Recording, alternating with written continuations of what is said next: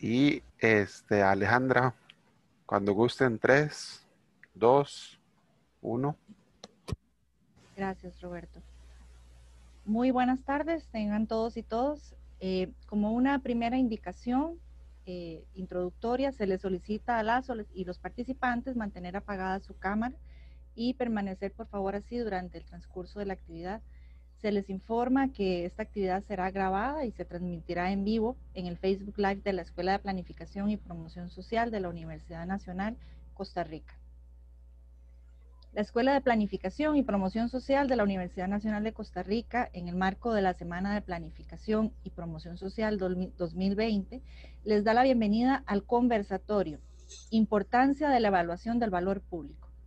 Nos acompañan en esta ocasión el profesor Jorge Hinze, de la Universidad Nacional del Litoral, Argentina, y miembro de la Red Tecnología para la Organización Pública, así como el profesor Juan Carlos Mora Montero, de la Escuela de Planificación y Promoción Social de la Universidad Nacional, a quienes les damos un cordial saludo.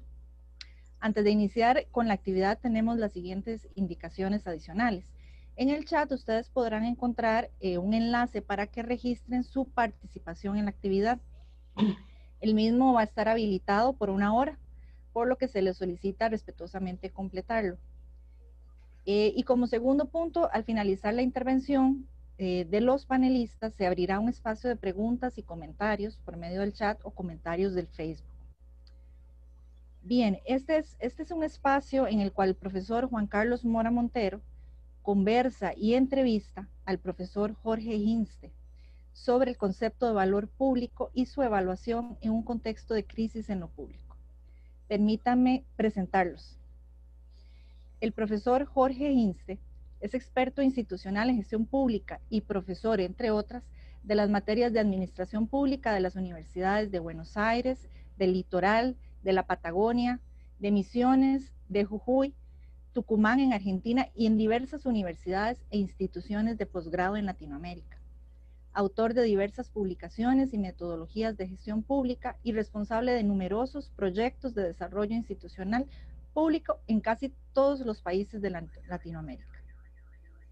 Por su parte, el profesor Juan Carlos Mora Montero es licenciado en Planificación Económica y Social de la Universidad Nacional de Costa Rica, magíster en Evaluación de Programas y Proyectos de Desarrollo, graduado del Programa de Alta Gerencia de Sostenibilidad del INCAE Business School, doctor en Gobierno y Políticas Públicas. Se ha desempeñado como docente universitario a nivel público y privado en temas relacionados con planificación, prospectiva, gestión de proyectos, diseño y evaluación de políticas públicas, valor público, entre otros. Ha laborado en el área de planificación y ocupado puestos directivos para varias instituciones públicas. Consultor nacional e internacional y autor de diversas publicaciones. Adelante, Juan Carlos, con el conversatorio. Muchas gracias, Alejandra, y un saludo muy especial para el profesor Jorge Hinze, profesor que conozco en la virtualidad desde el año 2008, ¿verdad? Que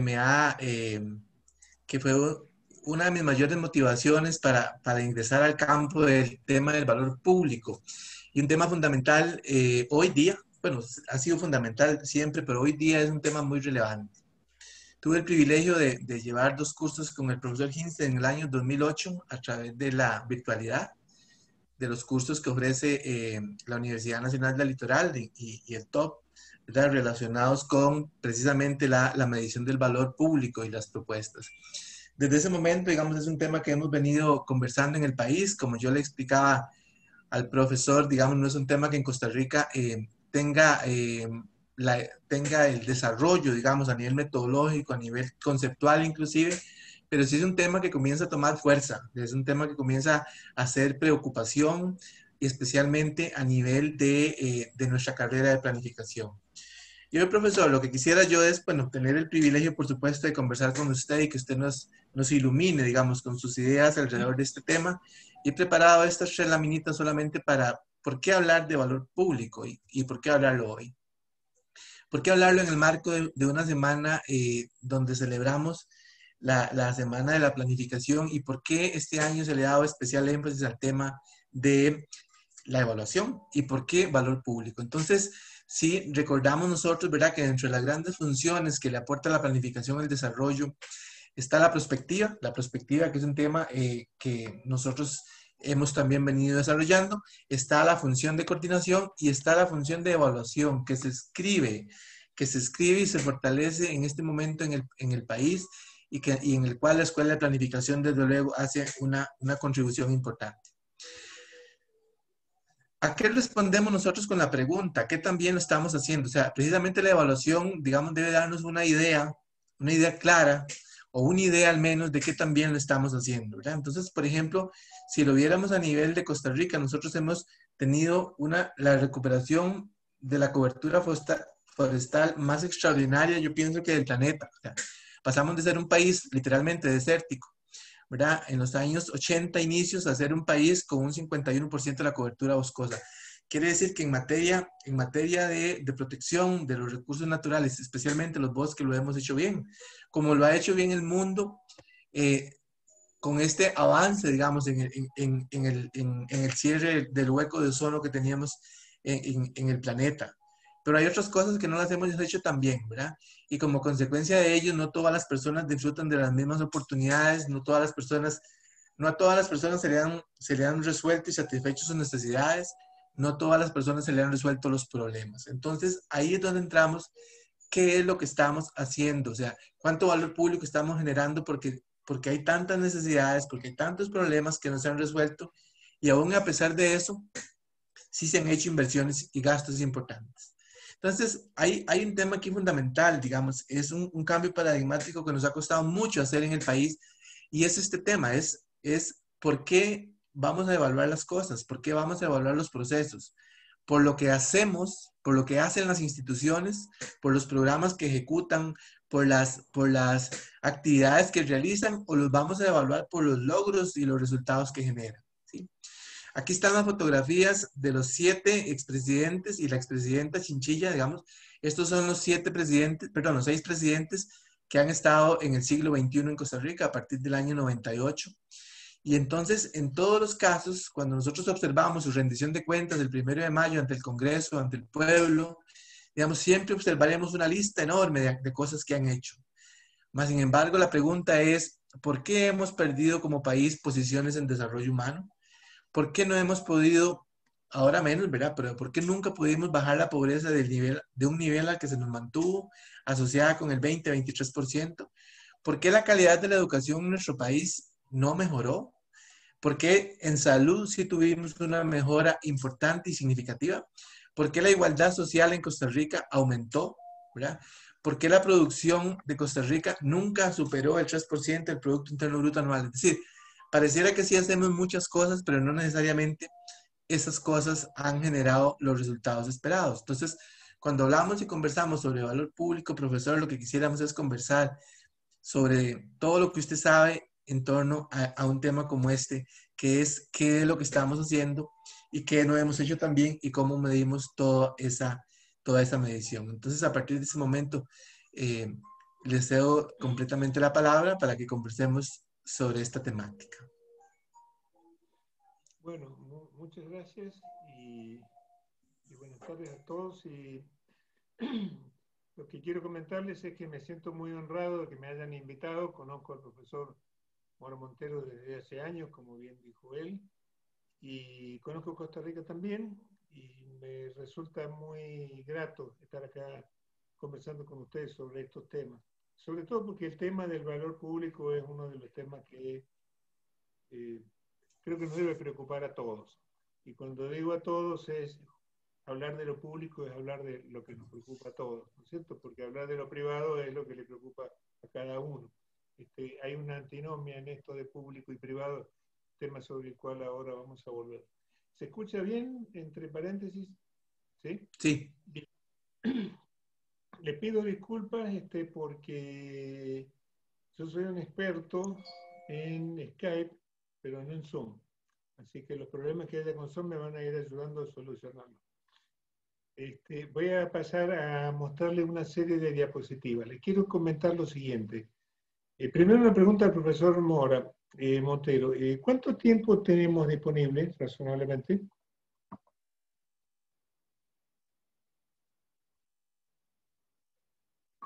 ¿Cuánto tiempo calcula que tendríamos que utilizar en esta conversación? Tenemos hasta 1 hora 30 minutos para que conversemos. Incluyendo las preguntas, perfecto. Sí, Bueno, sí, vamos a señor. tratar de hacerlo lo más corto posible para que nos quede el más tiempo posible para hacer comentarios, preguntas y todo lo que ustedes crean conveniente. En primer lugar, me pareció cuando el profesor Mora Montero me invitó que lo más práctico sería escribir un breve artículo sobre la cuestión del valor público, o sea, sobre lo que le voy a contar. Así que escribí un artículo breve que se lo voy a mandar al profesor Mora Montero mañana para que lo ponga en disponibilidad con ustedes, donde van a estar estas diapositivas mismas que voy a mostrar también. Y de esa forma vamos a tener, digamos, una versión en texto publicada y esta charla que, como todas las cosas, pasa, ¿no es cierto? Pero lo que queda publicado puede ser utilizado como materiales y demás. Y aparte, me pareció que era una forma de reflejar un poco mis ideas durante todos estos años, a ver si sigo pensando lo mismo ahora cuando lo conocí al profesor Mora Montero. Llego a la conclusión de que sí, que sigo pensando bastante parecido. La primera cuestión que quería comentarles, ¿no es cierto? Déjenme buscar la presentación. Ustedes me dirán si ahí la están viendo bien. ¿Ahí se ve bien? Sí, sí se ve bien. Perfecto, bien. La cuestión que me pareció más relevante en realidad es el plantearme este conversatorio dos preguntas, que es ¿qué es el valor público? Y la segunda pregunta es si es posible medirlo, ¿no es cierto? El profesor Mora Montero ya habló de estas dos cosas, ¿no es cierto? Pero hay una cuestión esencial, que es, hay una cosa que está en la historia de nuestra sociedad, que es el valor, ¿no es cierto? Y la discusión sobre qué es el valor remonta a la economía de hace 2 siglos y medio. David Ricardo ya comenzó planteando la cuestión de la teoría del valor. Fue un patrimonio de alguna manera de los economistas, en realidad, durante mucho tiempo, la teoría del valor. Y en realidad, cuando nosotros hablamos de el valor, observemos esta primera diapositiva, cuando hablamos del valor, tendríamos que conseguir alguna definición que nos diga en términos sencillos qué es lo que es. Y cuando lo decimos intuitivamente, lo que podemos decir es que el valor es la satisfacción de, perdón, me pasé de diapositiva, que es la satisfacción de necesidades humanas, ¿no? Hay valor cuando hay satisfacción de necesidades. Esa sería una cuestión más o menos genérica, ¿no es cierto? Cuando no tenemos satisfacción de valores, no tenemos, de necesidades, no tenemos valor. Ahora bien, si nos queremos acercar un poco más a esta cuestión, nos preguntamos qué cosas son las que producen satisfacción de necesidades. Y las cosas que producen satisfacción de necesidades es esto que estamos viendo en esta primer eslabón de la cadena de valor, que son los productos. Los productos son cosas físicas, los productos son bienes o servicios. Los bienes son objetos. Por ejemplo, compramos un smartphone y es un objeto, y ese objeto es un bien que suponemos que satisface alguna necesidad nuestra. Cuando recibimos un servicio, por ejemplo, alguien nos corta el cabello o un médico nos atiende, alguien está actuando sobre nosotros, o sea, está trabajando sobre nosotros. Cualquiera de esas dos cosas nos producen satisfacción y son productos físicos. Vamos a llamarle esto en adelante productos, entendiendo que los productos son siempre bienes o servicios y que son entidades físicas. Y en inglés hay un término para esto que es outputs, que en español no se aplica, ¿no es cierto? Para producir productos es necesario que haya recursos.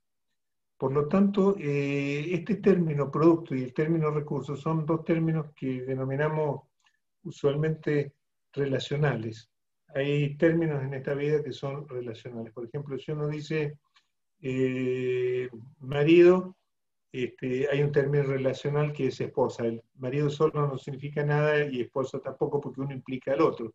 Si uno dice occidente, está implícito oriente. Si uno dice norte, está implícito sur. Pues bien, esos términos que son relacionales, producto es un término que tiene implícito recurso. Producto es el resultado de una causalidad que es el uso de recursos. Este uso de recursos consiste en una cosa, esto está sabido desde hace muchos años, que es trabajo humano. No hay forma de conseguir que los recursos se adapten a nuestras necesidades en términos de productos físicos, ¿no es cierto?, en términos de productos, si no ha mediado un trabajo humano. Por lo tanto, cuando recibimos un producto, recibimos un servicio, estamos recibiendo trabajo humano. Y este trabajo humano produce una satisfacción. Este es el primer concepto del valor, una satisfacción de necesidades humanas gracias al consumo de productos. Ahora bien, fíjense que acabo de usar la palabra consumo. Cuando decimos consumo, nosotros de los productos somos consumidores, en realidad, ¿qué es lo que estamos consumiendo del producto? Estamos consumiendo solo una clase de valor, que es lo que se llama el valor de uso. El valor de uso es para qué podemos usar nosotros el producto. Podemos usar el teléfono para hablar, podemos usar el corte de pelo para tener el pelo más corto y para que nos guste más como lo tenemos. O sea, satisface una necesidad individual o a veces una necesidad colectiva. Pero estos productos lo que producen en última instancia es valor de uso y nos satisface y por eso los consumimos. Estos productos pueden ser públicos, pueden ser privados. Por ejemplo, la educación es un producto. La salud es otro producto, pero los smartphones son productos y el transporte también es un producto. En este sentido, cuando nos preguntamos si aquí acaba el valor, no. Aquí no acaba el valor porque estos productos en realidad no nos dicen nada si no tomamos en cuenta una cadena causal en cuanto a que estos productos producen resultados. Y estos resultados, a su vez, en esta cadena causal, producen efectos o impactos. Estamos usando estos términos de efectos e impactos como sinónimos, digamos así, por el momento. Hay unas diferencias, pero no nos preocupan ahora. En inglés, resultados, efectos e impactos es lo que usualmente se le llama outcomes. En español esta diferencia no está. ¿Qué son los resultados y los efectos e impactos? Son la consecuencia del consumo de productos. Por ejemplo, si uno recibe una atención médica, ese es un producto físico que puede consistir en el tiempo del médico, el uso de los consultorios y de las instalaciones, los remedios que nos pueden dar, los estudios que nos pueden hacer. Y el resultado esperado, porque no siempre se logra un resultado, el resultado esperado debiera ser o que mitiguemos una enfermedad o que nos curemos. Ese es un resultado. El producto tiene sentido si es que produce ese resultado, y ese resultado es positivo, ¿no es cierto? En ese sentido. Si este resultado, que es que nos curemos, además tiene una consecuencia, que es que, por ejemplo, mejora nuestra calidad de vida, podemos trabajar, mejora la calidad de vida de nuestra familia, y cuestiones así, quiere decir que estas cosas son efectos o impactos de ese resultado. Estos resultados y estos efectos o impactos pueden ser buenos o malos. Pueden ser buenos o malos. Por ejemplo, si nosotros conseguimos un producto, consumimos un producto como por ejemplo tabaco, o consumimos un producto como por ejemplo drogas tóxicas, sí nos produce una satisfacción y a algunas personas les produce una satisfacción muy profunda.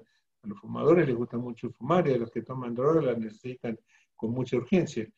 Pero el resultado que les produce no es bueno, es un resultado malo. Y los efectos e impactos, o sea, las consecuencias para él y para terceros del consumo de drogas, también es una cosa mala. Por eso, la única forma de considerar el valor no es por los productos, porque los productos son neutros. lo que interesa son los outcomes, o sea, los resultados y los efectos impactos. Estos sí pueden ser buenos o malos. Si esto es así, podemos decir hasta aquí una primera conclusión. Cuando queremos hablar del valor, estamos hablando de una cadena de valor y no de un concepto abstracto. Esto es una cosa muy importante.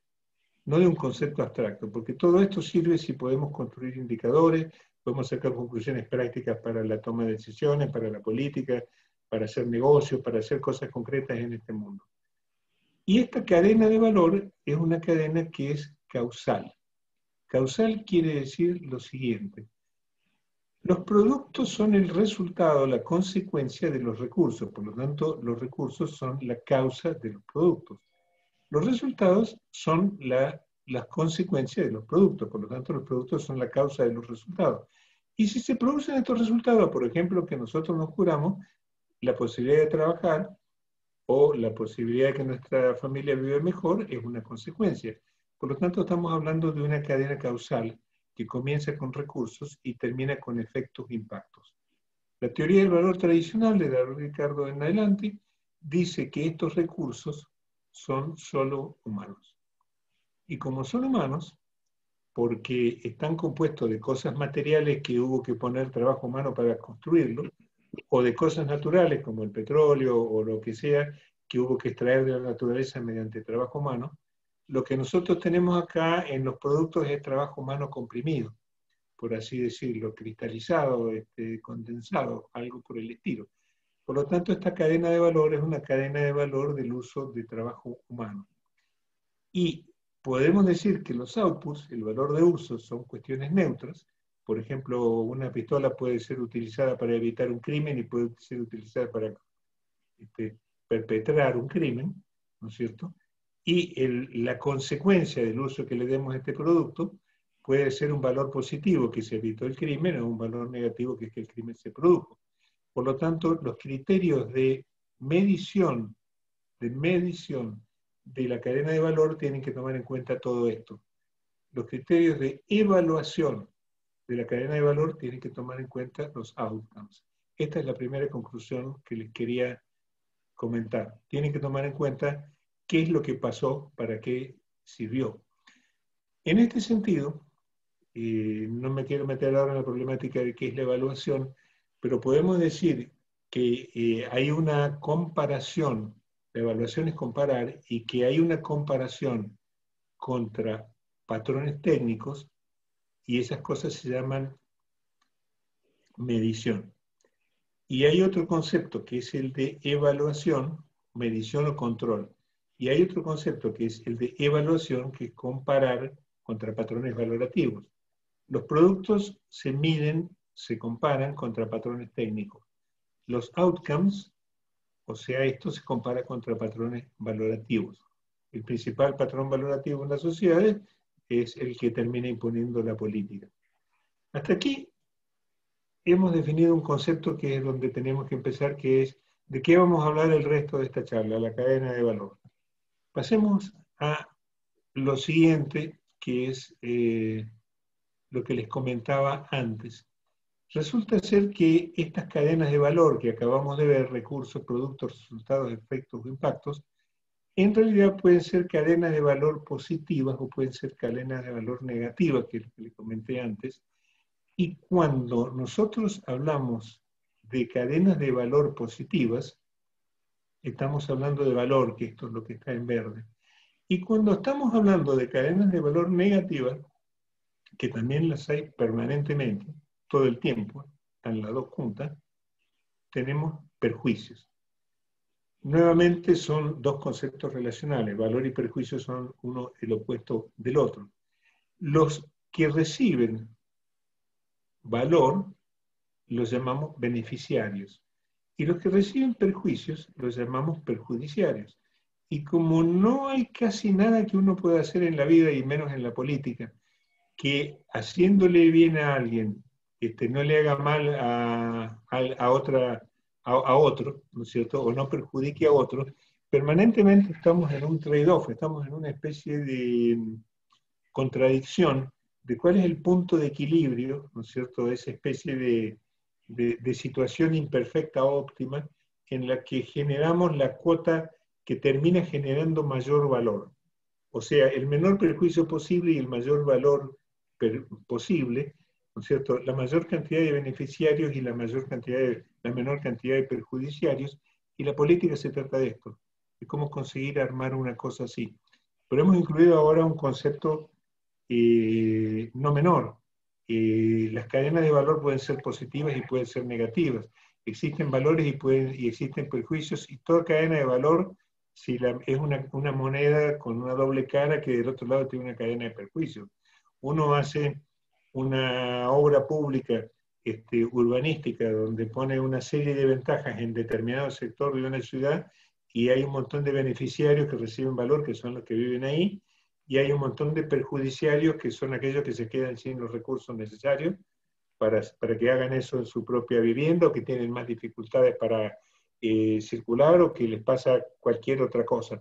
En consecuencia, cada una de las medidas y cada una de las políticas tiene sus dos lados, y esos dos lados hay que evaluarlos. ¿Por qué pongo estos comentarios? Porque después tenemos que pasar al tema de cuáles son los indicadores, y se necesitan indicadores, un paquete de indicadores, estos se llaman los bancos de indicadores, que midan todas estas cosas, y no que midan algunas.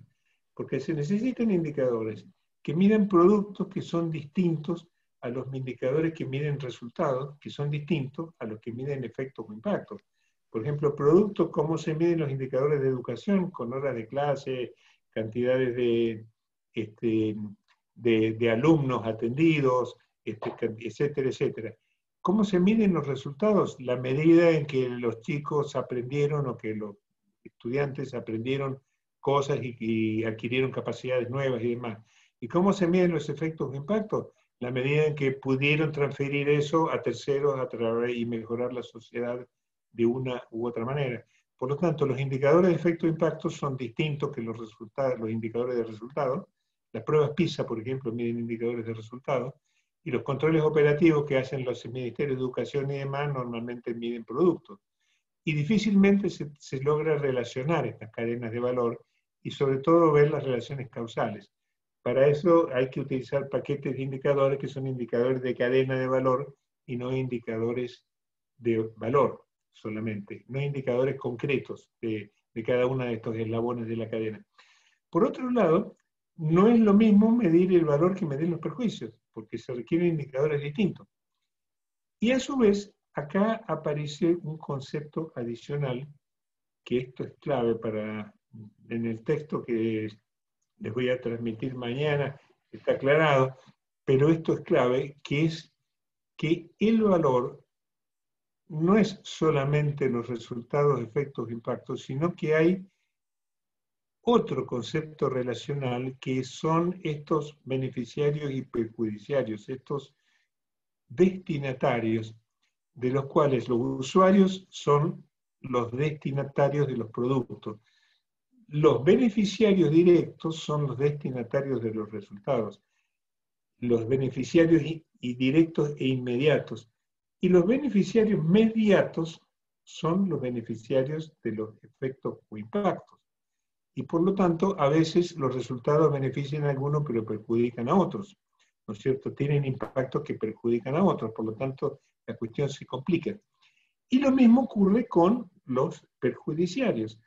Por lo tanto, estas son actores sociales, que son personas, o son instituciones, normalmente son personas, que tiene sentido el concepto de valor cuando estas cosas son recibidas por personas o por destinatarios.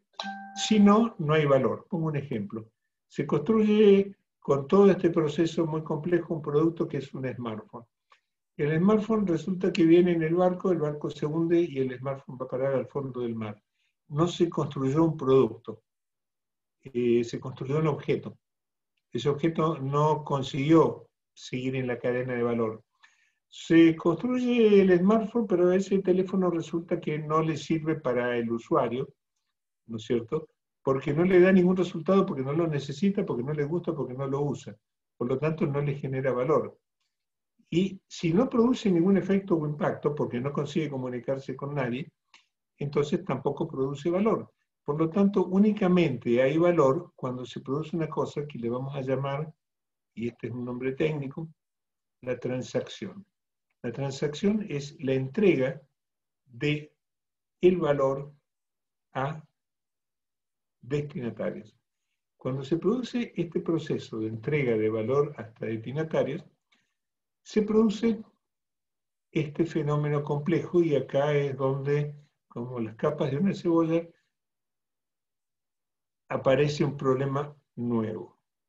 Y este problema nuevo es, que está expresado en este dibujo más complicado, este problema nuevo es que, para empezar, estas transacciones son de distinta clase.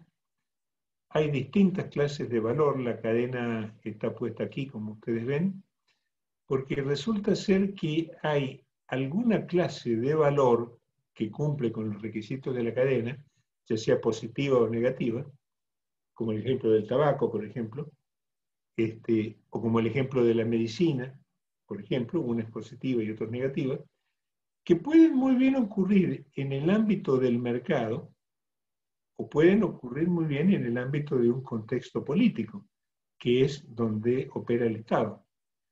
Y cuando esas dos cosas son, aunque sean idénticas, técnicamente idénticas, aunque los productos no se diferencien, los outputs, no se diferencien en absoluto entre sí. Por ejemplo, uno puede tener una atención médica perfectamente igual de un médico, pero nos los está pagando alguien, por ejemplo, el empleador público, y tenemos un derecho, y como tenemos un derecho, accedemos y el médico nos atiende, o tenemos que sacar dinero del bolsillo y pagarle al médico.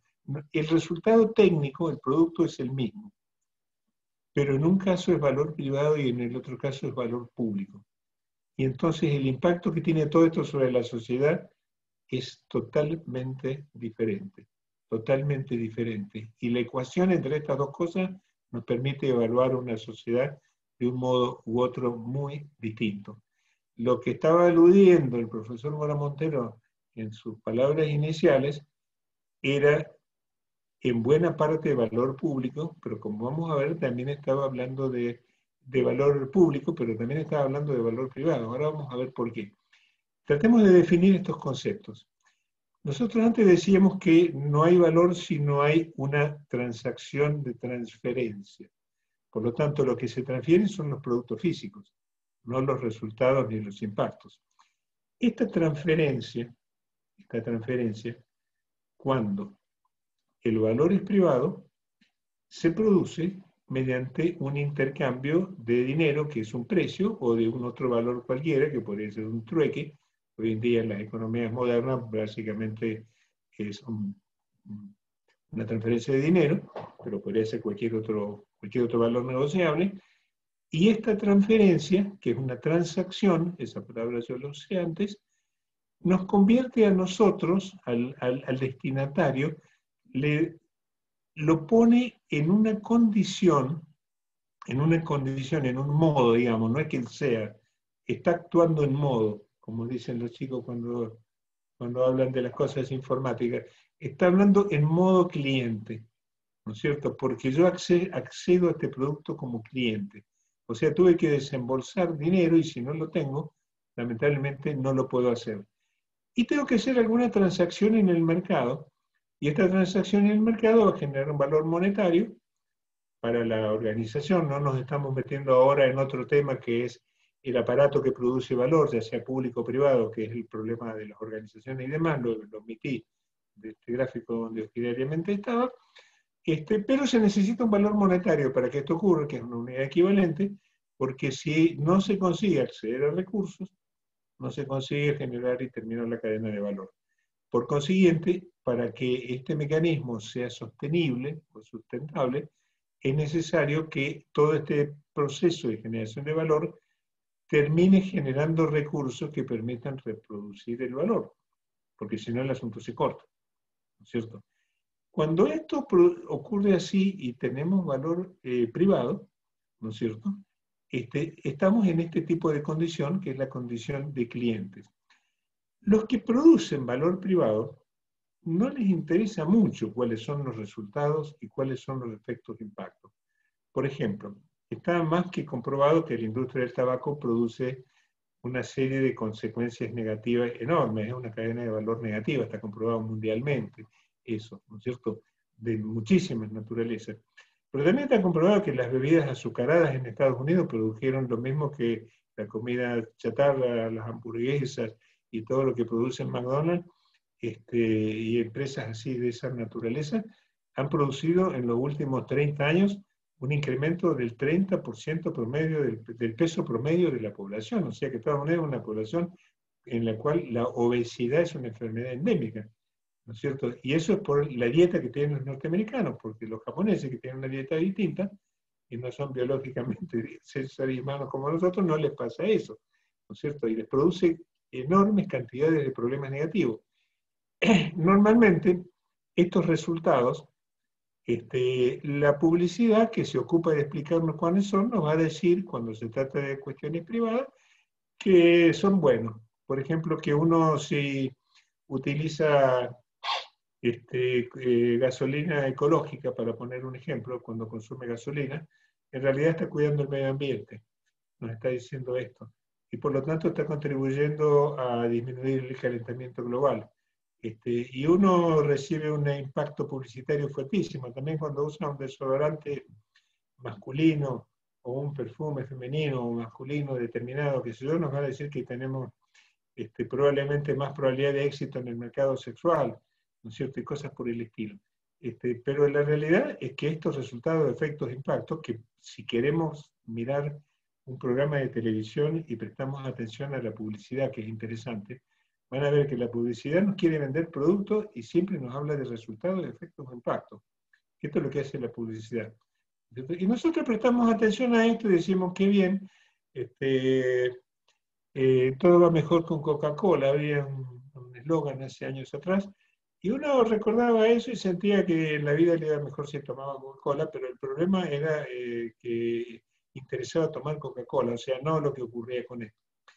Sin embargo, cuando estas cosas ocurren en el contexto político, las cosas son distintas, porque el valor público, ¿no es cierto?, es aquella clase de valor que tiene dos ingredientes que el valor privado carece por definición.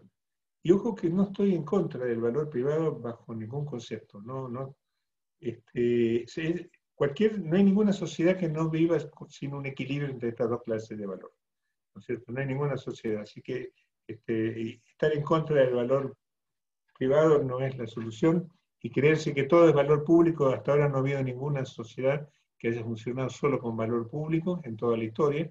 Los primeros intentos, los intentos que se han hecho, por ejemplo, el intento soviético duró 70 años y no resultó, etcétera, etcétera. O sea que parecería ser que la historia nos muestra que hay un equilibrio entre estas cosas. Esto lo planteo como una cuestión casi filosófica. Este valor público tiene dos componentes, me toqué sin querer. Tiene dos componentes este valor público que no tiene el privado. Uno es la equidad, ¿no es cierto? Y el otro es el que se accede gracias al ejercicio de derechos.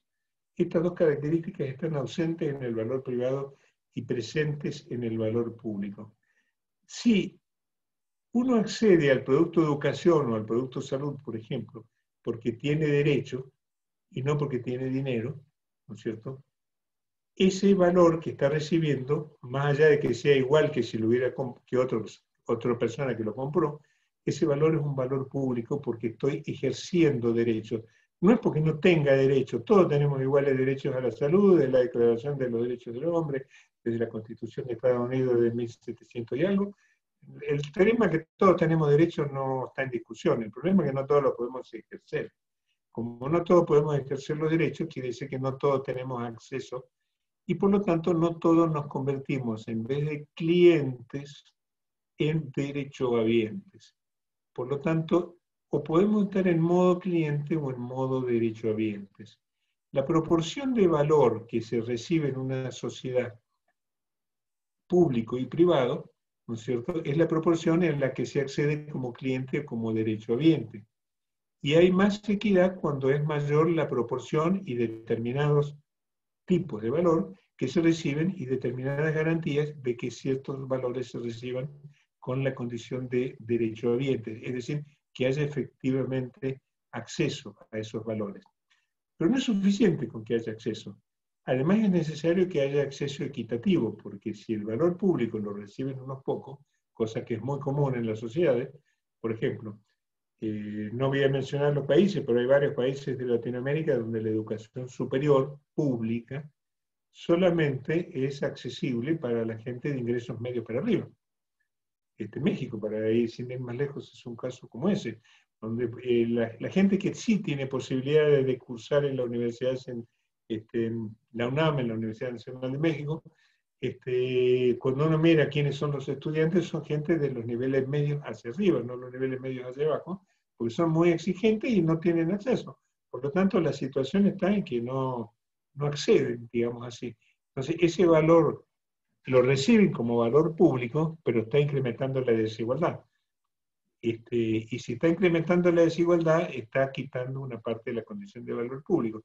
No es solo el modo de la transacción, es también el grado de equidad que eso tiene. ¿Qué hay que hacer para que existan sostenibilidad? Hay que aplicar mecanismos redistributivos. Estos mecanismos redistributivos, si nosotros miramos el dibujo anterior, surgen de estas pujas entre beneficiarios y perjudiciarios, y estos mecanismos redistributivos terminan en los presupuestos públicos que generan nuevamente valor monetario, que permiten mantener la cadena de valor produciendo. Y también esta cadena de valor puede derivarse, estos recursos redistributivos van dando la vuelta por acá, y luego dan vuelta por el lado de arriba y vuelven como valor privado. ¿Cuándo hacen eso? Cuando hay subsidio. Por ejemplo, se subsidia todo o una parte, y entonces cuando uno quiere saber cuánta es la proporción de valor público y de valor privado que tiene el transporte público subsidiado, pues bien, si recibe un subsidio del 50% de su costo, cada vez que un ciudadano toma un transporte público, está recibiendo de lo que paga, un 50% es valor privado y el otro 50% es valor público, o sea que es derechohabiente en un 50% y cliente en otro 50%. Es muy fácil calcular estas proporciones. Las cuentas públicas lo permiten hacer fácilmente. Este mecanismo es el mecanismo que puede funcionar solamente cuando hay un personaje que está jugando en la sociedad, que es el Estado. Porque el Estado tiene entre sus roles el de producir el valor público directamente, de muchas maneras, ¿no es cierto?, por bienes, servicios, subsidios, demás, o de promover la producción de valor público, o de regular la producción de valor privado, y además regular la disminución de las cadenas de valor negativas y aumentarlas de valor positiva. Como el valor total es el neto de valor positivo menos valor negativo, cuanto más se regula esta ecuación, que es el valor neto, no quiero meterme en las fórmulas matemáticas de esto porque serían complicadas, ¿no es cierto? Entonces ocurre que una sociedad tiene mayor valor público, para lo cual muchas veces es necesario que también haya valor privado. Las sociedades que producen poco valor privado también tienen poco valor público porque generan poca riqueza, y el valor privado es el que, a través de los impuestos, genera capacidades estatales para producir valor público. Esta es la explicación más sencilla de que los mercados son buenos asignadores de recursos, ¿no es cierto? Son los más eficientes asignadores de recursos, no cabe ni la menor duda, pero no necesariamente para fines buenos. Son buenos asignadores, eficientes asignadores de recursos para los fines que les interesan. ¿Y cuáles son los fines que les interesan a los mercados? Y dos cosas. Y necesitamos indicadores sencillos que digan, ¿es posible medir el valor privado con indicadores sencillos globalmente para el conjunto de las empresas? Sí, es muy fácil. Hay dos indicadores que lo miden muy claro. La ganancia es uno y el incremento patrimonial es el otro. Con esos dos valores ya sabemos que se generó mayor valor privado para los poseedores del valor, del capital, ¿verdad? Y el valor público también. El valor público es mayor cuanto mayor valor recibe la sociedad y mayor es el desarrollo institucional del aparato público, que es un activo, es un patrimonio de la sociedad. Un Estado fuerte, que es el desarrollo institucional, se llama valor institucional, es un valor para la sociedad porque garantiza sostenibilidad. Y mayor valor público es lo mismo que ganancia. Ganancia es el equivalente a valor público, incremento del patrimonio privado es el equivalente al incremento del patrimonio institucional público. O sea que son muy parecidos, pero muy distintos. Eso es más o menos la cuestión. Bien, llevamos ya 35 minutos. Voy a tratar de pasar a una segunda cuestión. Al principio decíamos, ¿qué es el valor? Espero haberle transmitido que estas capas de la cebolla que fuimos sacando no hacen más que mostrar algunos conceptos gruesos, pero el asunto es bastante más complicado que esto, pero no mucho más complicado. Hay una frase que se le atribuye a Einstein, pero se le atribuye, pues no estoy seguro si es que la dijo él, pero para el caso no importa, que es que no hay nada más práctico que una buena teoría, ¿no? Y lo que nosotros planteamos son conceptos teóricos, pero que hay que llevarlos a la práctica, ¿cierto? Por lo tanto, hay que empezar a ver que estos conceptos sirvan para tomar decisiones, para construir indicadores, para ver cuáles son gastos elegibles y gastos no elegibles. Como hay que asignación de recursos, los gastos que uno, por una u otra razón, piensen que van a contribuir a producir valor positivo, ¿no es cierto?, y no perjuicio, entonces diría que son gastos elegibles. Cuando uno cree que esto le va a hacer mal a alguien, diría que son gastos no elegibles, por lo tanto es un uso práctico. Los abogados se ocupan justamente de eso. Y sirve para diseñar políticas y ese tipo de cuestiones. Pero tampoco estas cosas son suficientes con el nivel jurídico, es necesario contar indicadores para medirlo. Entonces nos preguntamos en qué consisten estos indicadores. Bien, tenemos dos planos para medir esto. Uno es las mediciones a nivel macro y después vienen las mediciones a nivel micro, ¿no es cierto? El profesor Mora Montero mencionó también estas dos cosas, macro y micro. Las cosas a nivel macro son más fáciles de medir que a nivel micro. A nivel micro se multiplican enormemente los indicadores, medir el valor público de la salud, de esto, del otro, de la educación, del transporte, que eso para cómo todas esas cosas una influyen en otras, compite por los mismos recursos, se vuelve muy complicado. Pero cuando todo eso se promedia a nivel de una unidad de análisis, que es la única válida hoy por hoy, que es el país, es bastante fácil hacerlo. Y cuando a nivel de un país, lo que se preguntaba el profesor Mora Montero hoy en su introducción, es que mencionó, creo que 6 presidentes, y se preguntaba qué valor público dejaron todos estos la secuencia de presidentes, ¿no es cierto? Y las cosas que mencionó como ejemplo eran valor público, ¿no es cierto? Pero eran valor público planteados a nivel macro. Pues bien, ¿cómo pudiéramos construir indicadores? A nivel macro, eso no es tan difícil, respetando los términos que mencioné anteriormente. Primero disponemos de datos. Los datos son un problema. Hace 20, 30, 40 años atrás no había datos y hoy sí. Eso es una gran ventaja que tenemos. La capacidad de procesar esos datos también la disponemos hoy de un modo que antes no la teníamos. Otra enorme ventaja.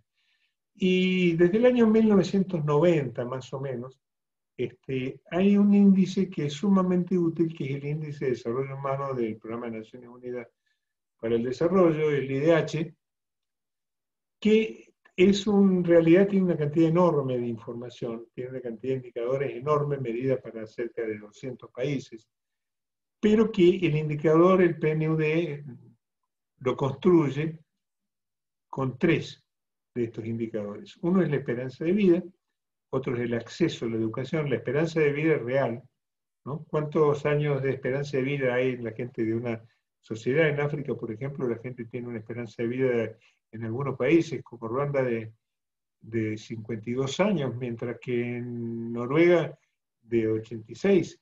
Entonces, evidentemente no es lo mismo que mi esperanza de vida sea de 52 que de 86 años, ¿no es cierto? Es una cuestión importante. La educación es cuántos años de educación recibe cada una de las personas. Y el tercero es la riqueza, cuál es el ingreso per cápita. Cuando hay más ingreso per cápita, la gente vive mejor que cuando hay menos ingreso per cápita. Y en general uno podría decir que este es un índice grosero, muy grosero, de valor público por dos razones, porque la esperanza de vida y la educación son dos valores no acumulables, ¿no es cierto? Por lo tanto, soslayan un poquito el problema de la equidad. Puede ser que algunas pocas personas tengan una esperanza de vida más alta en una sociedad con una esperanza de vida poca, pero si el promedio general de la esperanza de vida de Ruanda pasa de 52 años a 62, no es porque unos poquitos consiguieron vivir 300 años, es porque en general el promedio general de esperanza de vida ha mejorado. Por lo tanto, esto está limitado. Y la educación también, nadie puede recibir 80 años de educación, podrá recibir 20 o 25, y aunque algunos pocos reciben mucha educación, si el promedio sube, también. O sea que esa limitación hace que la equidad está más o menos contemplada en el indicador, pero no así en el ingreso per cápita. Porque el ingreso per cápita nos puede decir, como pasa en China, por ejemplo, que tiene un ingreso per cápita bajísimo, ¿no es cierto? Que hoy día no lo recuerdo bien, pero temo no equivocarme, si no diría que están en algo así como unos 6 o 7 mil dólares por año de ingreso per cápita, con sus 1.000 y tantos millones de habitantes, con lo cual es un país pobre, siendo la primera potencia mundial, pero tiene 320 millones de personas que tienen niveles de ingreso más altos que los Estados Unidos. Quiere decir que hay una desigualdad enorme en China. Un tercio de la población tiene unos ingresos altísimos y el resto tiene unos ingresos bajísimos. Entonces le da un promedio de 6.000, que es lo mismo que si uno dijera que en una sociedad todo el mundo come medio pollo por año. Pero resulta que hay una mitad que cobre un pollo entero y otra mitad no come ninguno. Entonces ese indicador lo único que está al servicio es de engañar. De Israeli decía, se le atribuye también, que hay dos clases de mentiras, que son las mentiras piadosas y la estadística, ¿no? La estadística puede ser una mentira. El ingreso per cápita es un muy mal indicador, ¿no es cierto? Ahora, si uno construye, y esta es una propuesta, un índice que es el IVP, el índice de valor público, donde toma la esperanza de vida, toma la educación, toma el ingreso per cápita, pero el ingreso per cápita lo pondera con un algoritmo que ahora no viene al caso, con el índice de desigualdad en el acceso al ingreso, que es el índice de Gini, que también está incorporado al índice de desarrollo humano, ¿no es cierto? Se corrige este efecto y entonces nos encontramos que los países que tienen un nivel promedio de estas tres cosas, pero de un ingreso per cápita promediado, no es estrictamente promediado, pero hagamos de cuenta que fuera ponderado, vamos a decir, por el índice de desigualdad, o sea, más equitativamente distribuido, quiere decir que hay más gente que tuvo acceso a los derechos, a la vida, a la educación y a la calidad de vida que da el ingreso, tuvo más acceso a los derechos, primera condición que habíamos mencionado antes, ¿no es cierto? Y más equitativo, segunda condición que habíamos mencionado antes. En consecuencia, la construcción de este índice es algo que nos permite ir monitoreando cómo va mejorando o empeorando en los países el valor público. Cuando va mejorando, nosotros luego sí podemos pasar más abajo y decir, mire, la política globalmente dio resultados. ¿Por qué digo la política? Porque el índice de valor público no lo construyen los mercados, lo construyen los estados, ¿no? Si uno deja los mercados libres, no se genera valor público. Pero cuando hay mercados regulados, sí. Japón, por ejemplo, donde el principal generador de valor es el mercado, ¿no es cierto?, tiene un nivel muy alto de valor público porque a través del sistema tributario Japón lo redistribuye. Mientras que los países escandinavos, que son los que tienen un valor público parecido al japonés, ¿no es cierto?, siguen un esquema bien distinto.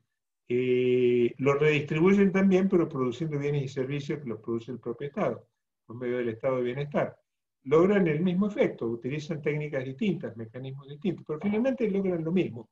Los índices de valor público de los países escandinavos y de Japón, no tengo las mediciones de Corea y otros, Corea del Sur y otros países, pero los de China les aclaro que son muy malos.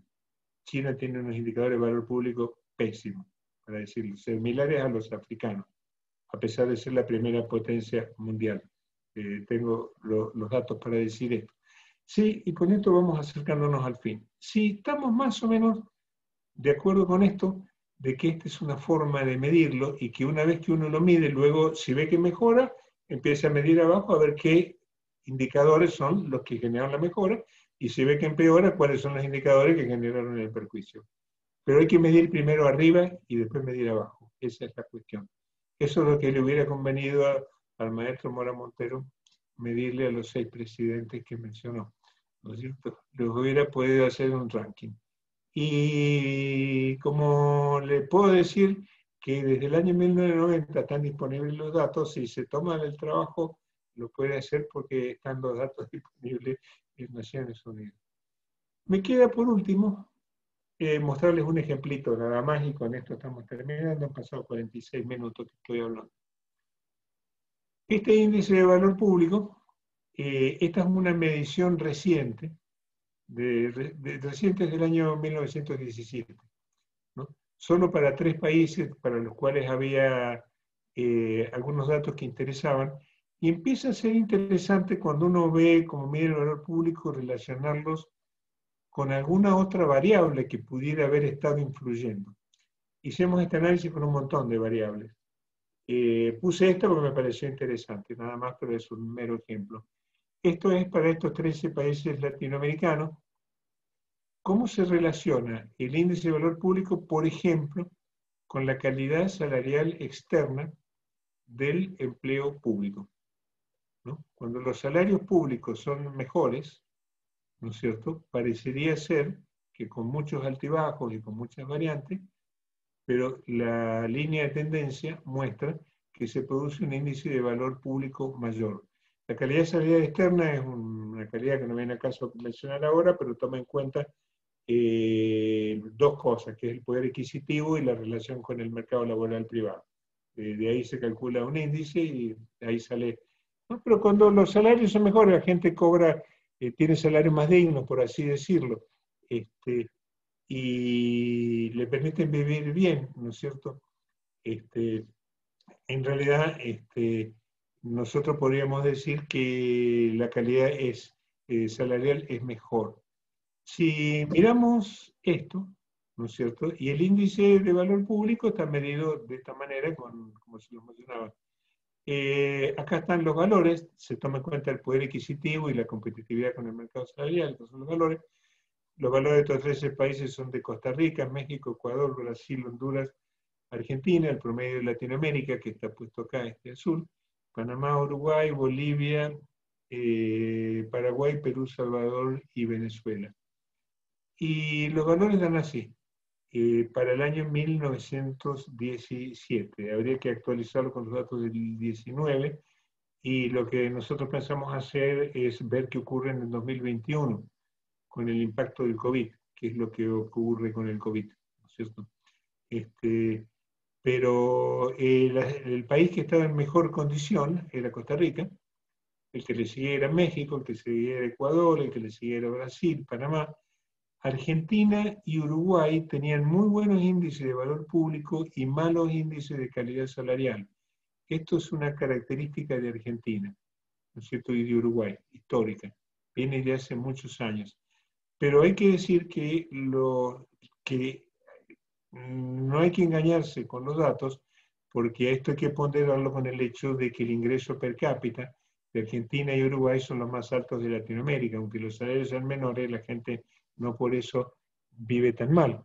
En Costa Rica son la mitad, y en México son un poco más de la mitad, y en Ecuador son la mitad, ¿no es cierto?, o algo por el estilo. En consecuencia, esto es una explicación de por qué esta tipicidad de Argentina.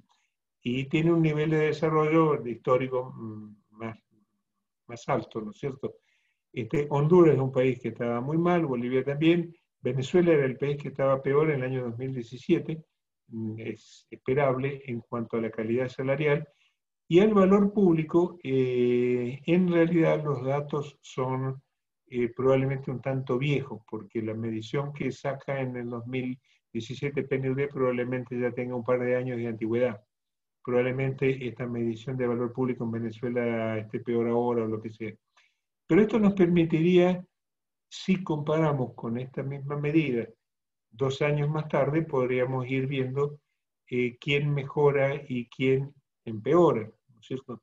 Entonces, lo que simplemente quería mostrarles, y con esto termino, es que el valor es una cuestión conceptual que implica la sobrevivencia humana.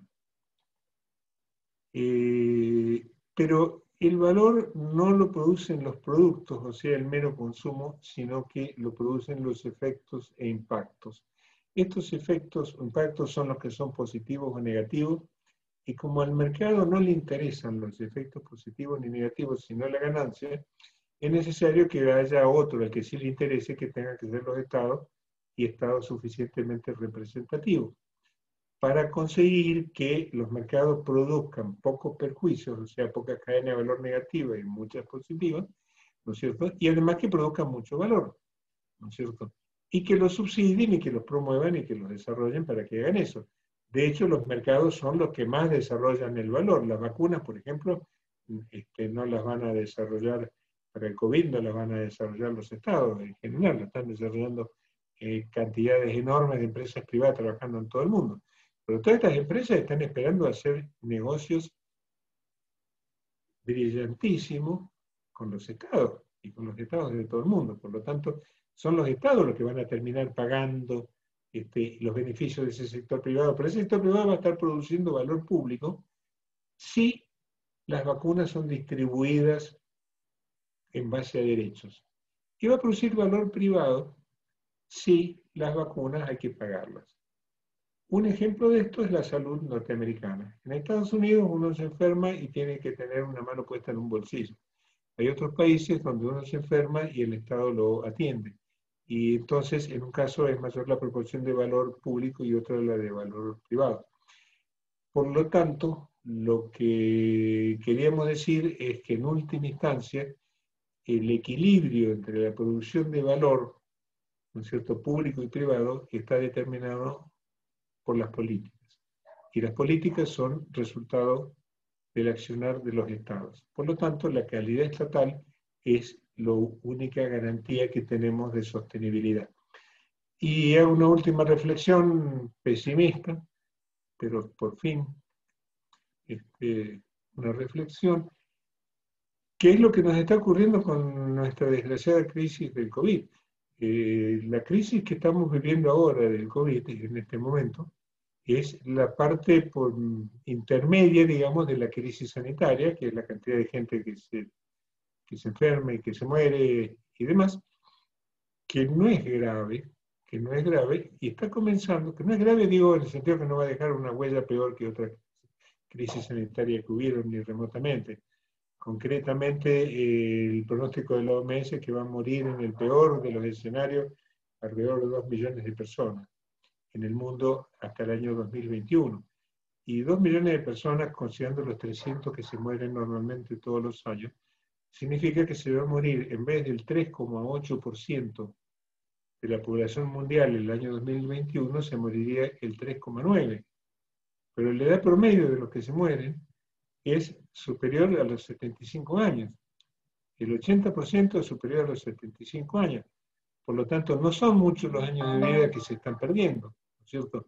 Entonces, realmente la crisis es una crisis grave, no se puede hacer ninguna cosa distinta a la que se está haciendo, pero la verdadera crisis que los estados van a tener que solucionar es conseguir que las economías se reactiven para que no disminuya la pobreza, para que no haya una mortandad infernal por desnutrición infantil y por todo este tipo de cuestiones. Y eso lo van a tener que hacer los estados. Y no lo van a poder hacer los estados nacionales, sino que además lo van a tener que hacer con acuerdos internacionales. Eso es un ejemplo de que cada vez estamos más dependiendo del valor público y cada vez dependiendo más de los estados. Esta crisis parece que no ha hecho más que acelerar un proceso que venía ocurriendo. Ojalá que lo haga para bien.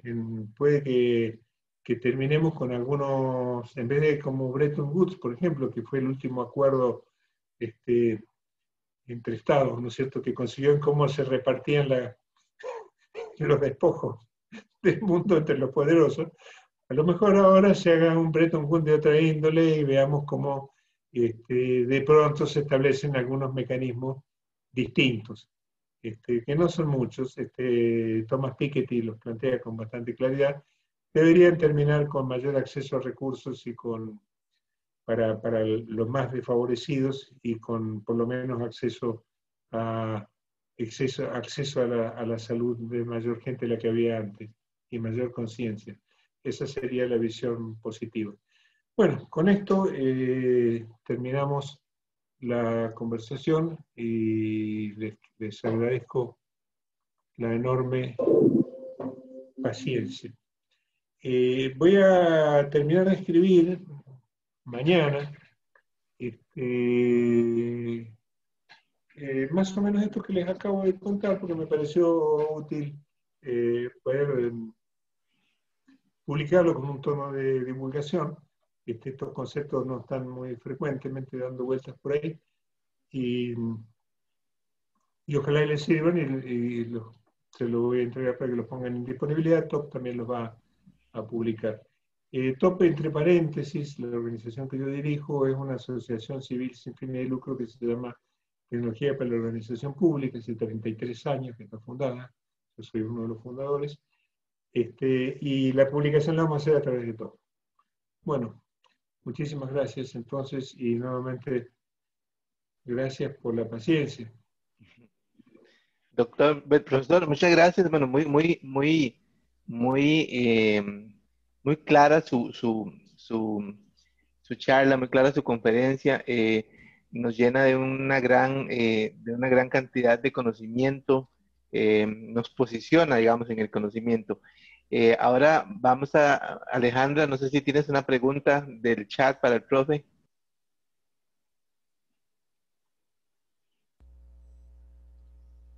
Disculpen, es que no puedo activar la cámara en estos momentos, pero voy a hablarles. Tengo acá tal vez bueno, primero que todo agradecerles a ambos, tanto al profesor Juan Carlos como al profesor don Jorge Hintze. Me ponen en un reto importante, ¿verdad? Porque es muchísimo material, importantísimo. Yo quisiera nada más hacer como una breve síntesis de lo que hemos tratado acá para proceder con las preguntas, pero básicamente hemos visto como resultado de este conversatorio, ¿verdad? O hemos podido visualizar qué significa el valor público, ¿verdad? Particularmente en la institucionalidad del Estado. Y este es un concepto que rescata la importancia de la priorización de problemas, la satisfacción de necesidades y la creación de oportunidades, pero entendemos desde la mirada de las personas, desde la mirada inclusive de los territorios y de las organizaciones, ¿verdad? Es decir, una mirada pública, una mirada colectiva, que busca bienestar no solo presente, sino futuro, es cierto. Y bueno, una diferenciación también entre lo que es el valor público y privado, muy enfocado en la incorporación de elementos como los derechos, la equidad y obviamente las políticas. Y el énfasis en que el valor, hay valor cuando se satisfacen las necesidades humanas, ¿verdad? Cuando se produce la transacción o la transferencia. Y nosotros, quienes recibimos esos beneficios de la labor del Estado, vigilamos, ¿verdad? Por supuesto, y velamos porque nuestras necesidades y anhelos sean cuidadosamente resguardados. Es decir, nosotros como ciudadanos y ciudadanas. Y continuamente estamos realizando valoraciones, no solamente del quehacer de las instituciones, sino de su aporte real en nuestra calidad de vida. Y particularmente hoy que somos ciudadanos y ciudadanas mucho más informados, ¿verdad? No nos conformamos a veces con el ofrecimiento de a ver, de resultados asociados a llanas cantidades, ¿verdad? Sino cómo se están relacionando con nosotros, qué beneficio, ¿verdad? Tiene para nuestra vida, qué impacto tienen.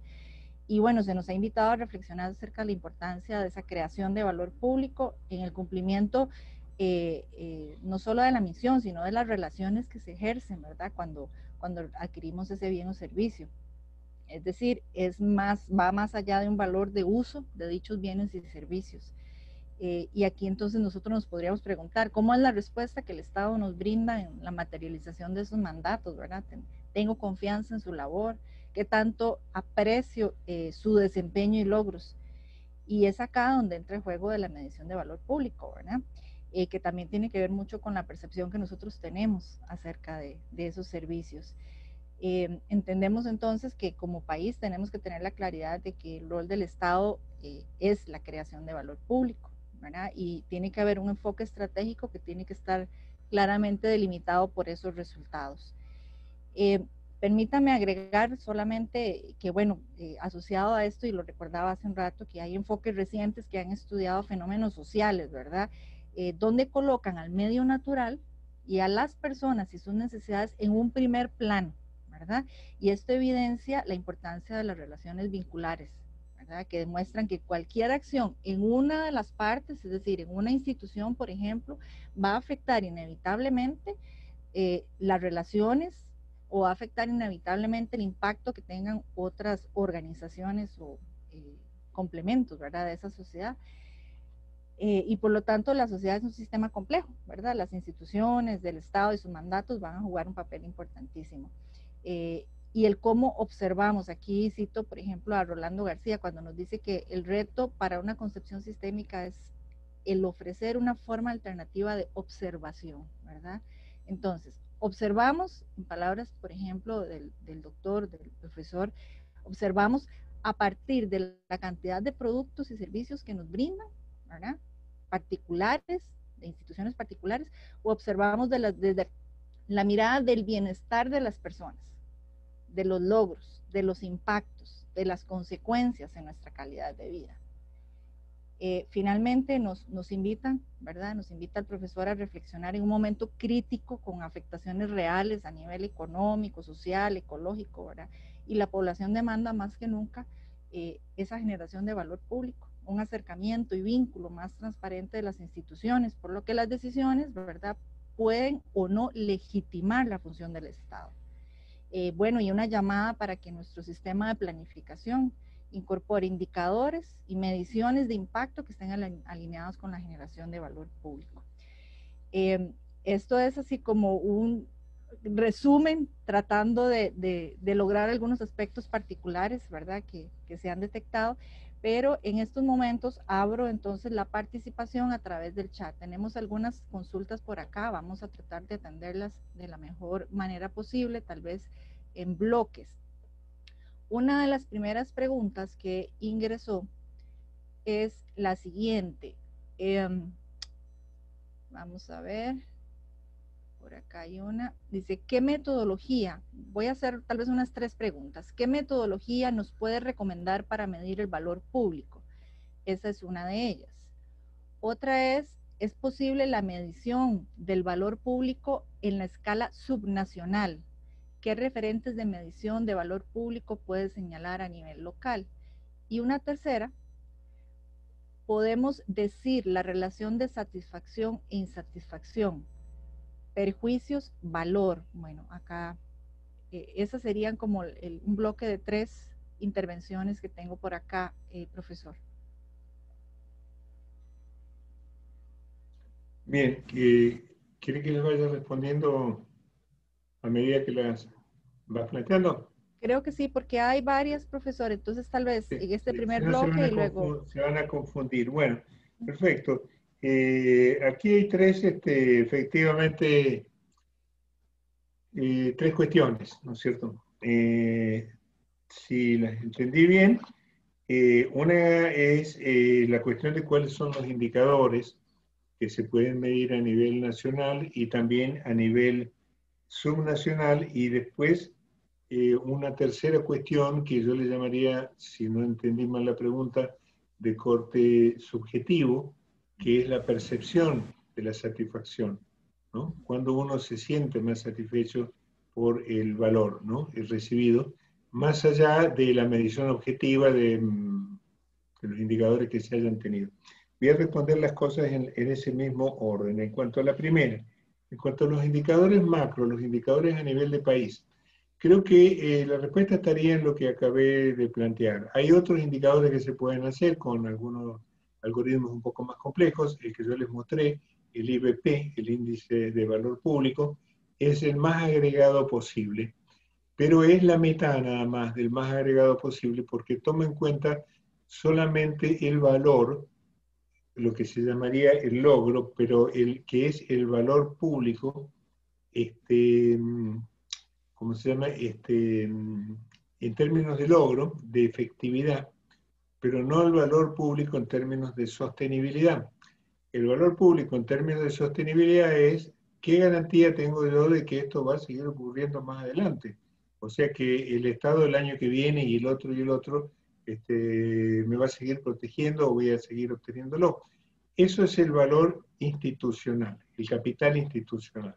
Por lo tanto, cuando un gobierno produce valor público, una forma de medir, hay dos formas de medirlo, de la cual yo expresé solo una, por eso la pregunta me parece muy pertinente, que es el valor que hace a la efectividad. Un Estado es más efectivo cuando logra mayor salud, más educación, mejor ingreso, más equitativo, todo ese tipo de cuestiones, pero eso bien puede ser pan para hoy, hambre para mañana.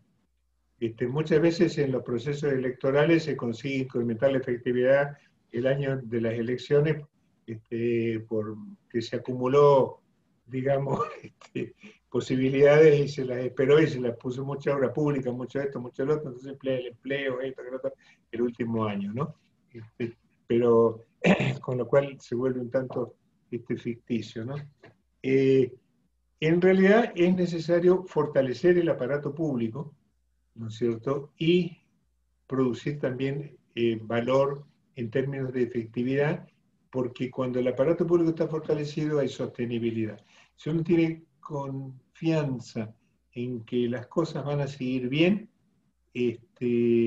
resulta ser, y ahora vamos a lo subjetivo, que tiene una sensación de futuro, ¿no es cierto? Y el futuro es una dimensión del presente.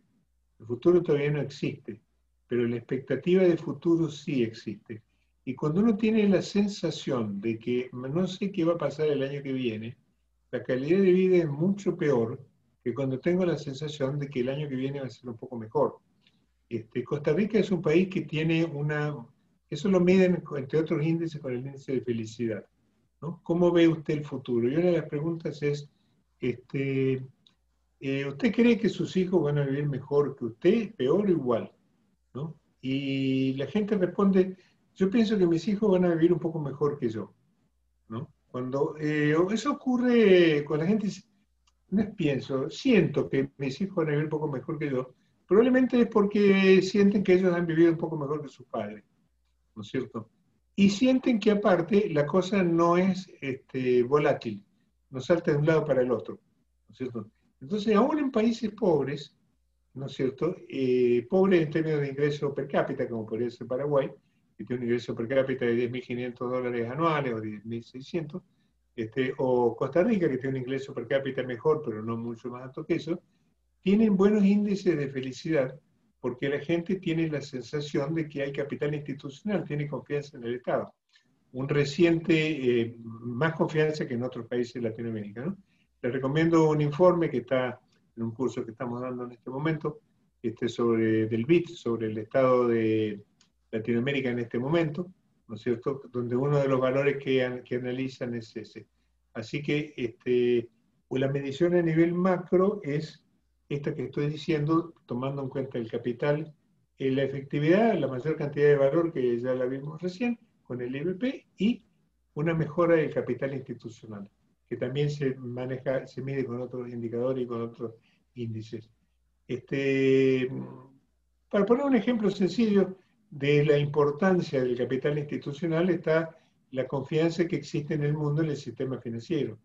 El sistema financiero se desarrolló en el mundo en el siglo XX, básicamente, aunque venía desde el Renacimiento, los bancos, el sistema de banco, y la gente tiene confianza más o menos en el sistema de banco y llama por teléfono, manda un cheque, pone dinero, que tiene la seguridad que no se lo van a robar.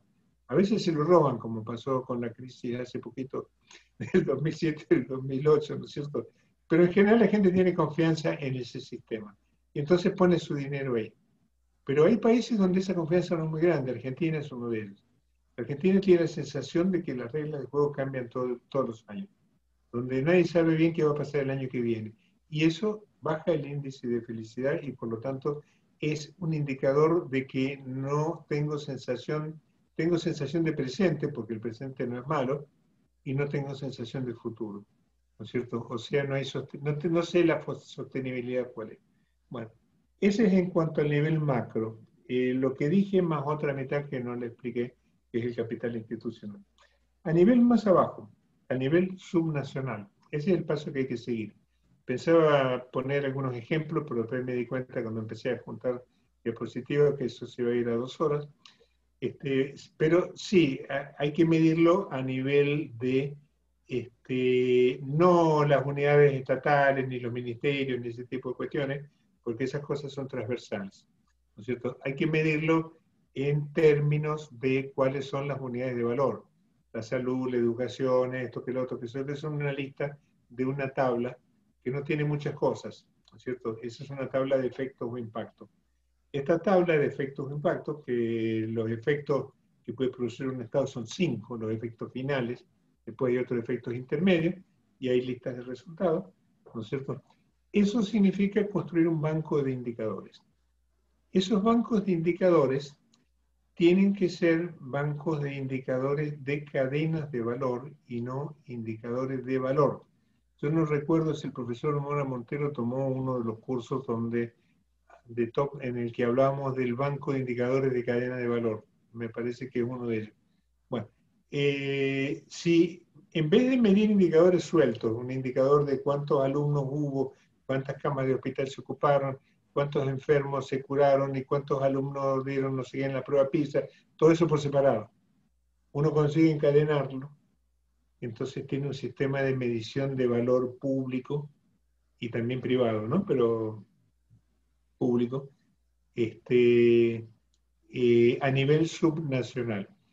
Cuando tiene esos indicadores que son transversales, los organismos de medición, que tienen que ocuparse de hacer eso, tienen que hacer esas mediciones transversales, eso va avanzando a pasos gigantados, porque la inteligencia artificial lo ha facilitado enormemente, no solo por los algoritmos, sino por la facilidad y la baja del costo de los datos, ¿no? Y de la herramienta de procesamiento. O sea, el avance de eso es muy rápido. Se mide cada vez más, todos somos expertos ahora. La crisis del COVID es un ejemplo, ahora todos somos expertos en indicadores epidemiológicos, ¿no? Cuando se aplica eso, ¿no es cierto? Y se tienen ese set de indicadores, que requiere que haya un aparato público que los administre, uno más, pero idealmente sería uno, como si fueran las unidades de estadística, ¿no? Que son las que centralizan la información y garantizan la coherencia de los datos y los institutos de estadística, ese tipo de cuestiones. Por algo, estadística es la ciencia del Estado en su etimología.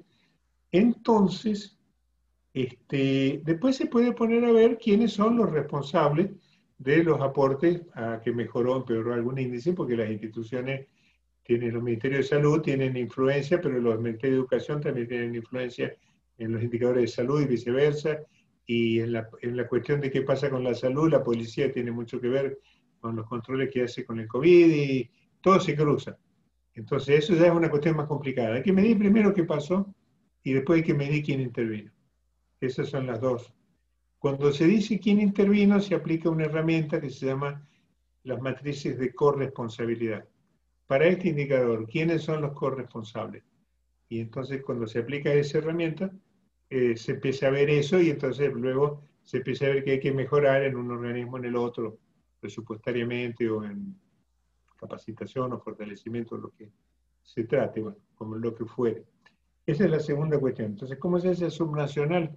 A nivel subnacional con herramientas centralizadas, estandarizadas, quiero decir por centralizadas, estandarizada, no importa que lo hagan más de uno, pero generalmente para que esté bien estandarizado tiene que haber un organismo responsable de la estandarización, ¿no? En la práctica, si no, se vuelve bastante complicado. Estandarizadas de indicadores de cadenas de valor por categorías de efectos e impactos. Esa sería la receta, por decirlo así. Bien, y la tercera de las preguntas, que es la relación con la percepción y la satisfacción, eso es la percepción subjetiva, que es la que mencioné antes. O sea, cuando la gente, nosotros sentimos que las cosas mejoran, eso también pesa, porque buena parte del presente está constituido por la expectativa de futuro. A mí no me importa tanto estar mal hoy si creo que voy a estar mejorando, y me puedo suicidar, como le pasa a muchos millonarios, si creo que voy a perder mi fortuna. Tengo mucho valor ahora, pero me angustio mucho. Esa es la pobreza de los ricos, ¿no? Entonces, importa mucho la sostenibilidad. Eso es lo que ocurre. Lo que nos está pasando con el COVID ahora es que tenemos una gran pérdida de futuro. No sabemos muy bien qué va a pasar el año que viene. Nadie sabe, ni con la enfermedad propiamente, ni con la pandemia, ni con las consecuencias. Con las consecuencias menos que menos. No sabemos cuáles van a ser realmente las consecuencias.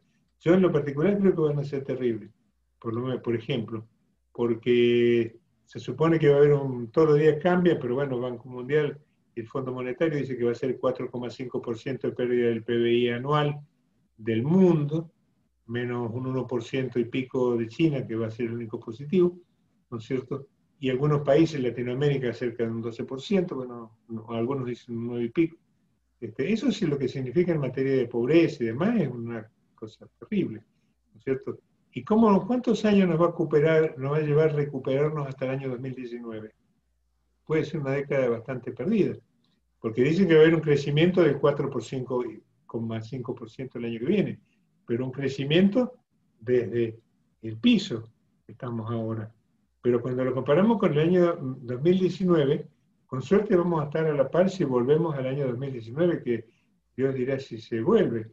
Entonces, como no sabemos qué va a pasar, ni cómo se va a distribuir todo eso, eso nos genera una incertidumbre muy grande. Entonces, esa es la parte subjetiva que también hay que medirla, y se mide por medios cualitativos por lo general, y por encuestas y ese tipo de cosas. Esa es mi respuesta a la primera pregunta. Disculpen porque es un poco larga la respuesta. Gracias, profesor. Tenemos para cerrar ya dos preguntas más, ¿verdad? Que las voy a leer en estos momentos. Y una de ellas es, bueno, acá hay una pregunta compuesta. ¿Cómo diseñar las intervenciones públicas desde el enfoque de valor público?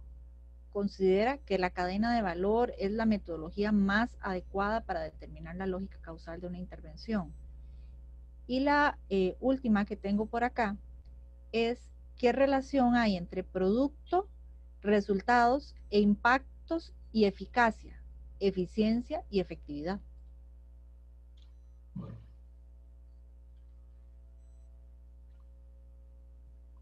Perfecto. Eficiencia. Bueno, son preguntas inteligentes y complejas.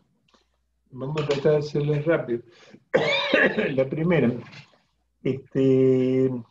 ¿cómo diseñar los sistemas desde el punto de vista de la cadena de valor? ¿Qué es lo que significa la cadena de valor? La cadena de valor significa, como dije al principio, una cadena causal, ¿no es cierto? Y esa cadena causal tiene una causa primigenia, una causa originaria, que son los recursos. Y tiene una causa última, que son los efectos o impactos. Y en el medio hay una cadena en la cual es una cosa, causa probabilística de la otra, no mecánica, probabilística.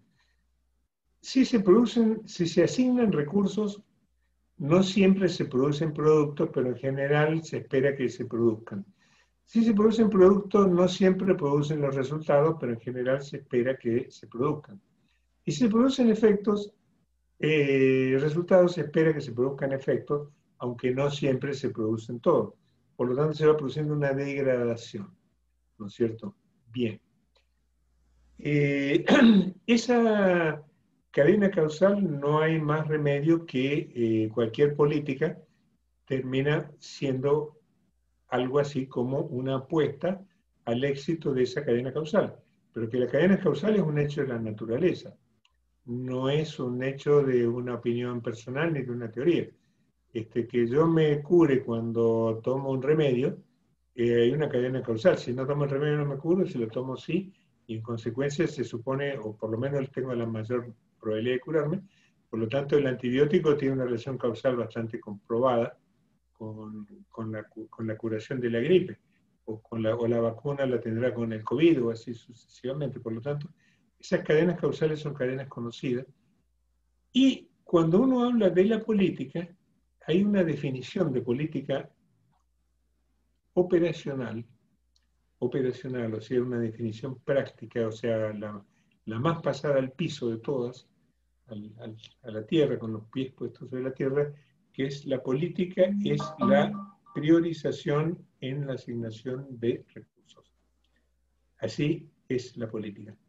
O sea, uno tiene recursos escasos, ¿no es cierto? Porque nadie tiene recursos infinitos. Por lo tanto, tiene que elegir, como tiene necesidades no escasas, sino prácticamente infinitas, ¿no es cierto?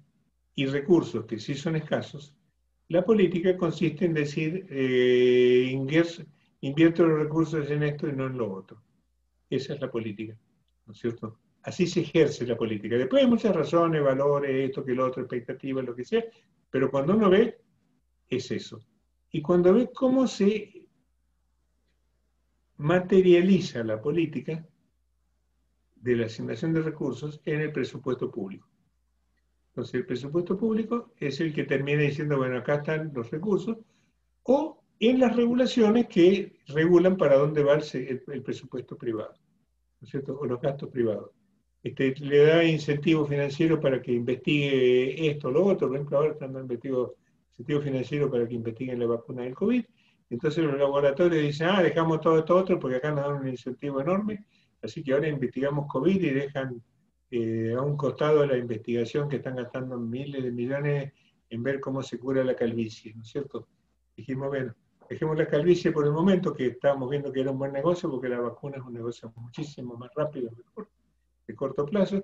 Entonces, el Estado puede incidir en eso. Pero finalmente, la política es un problema de asignación de recursos y comienza con los asignación de recursos al producto. Por lo tanto, la política es un problema de iniciar cadenas de valor más virtuosas.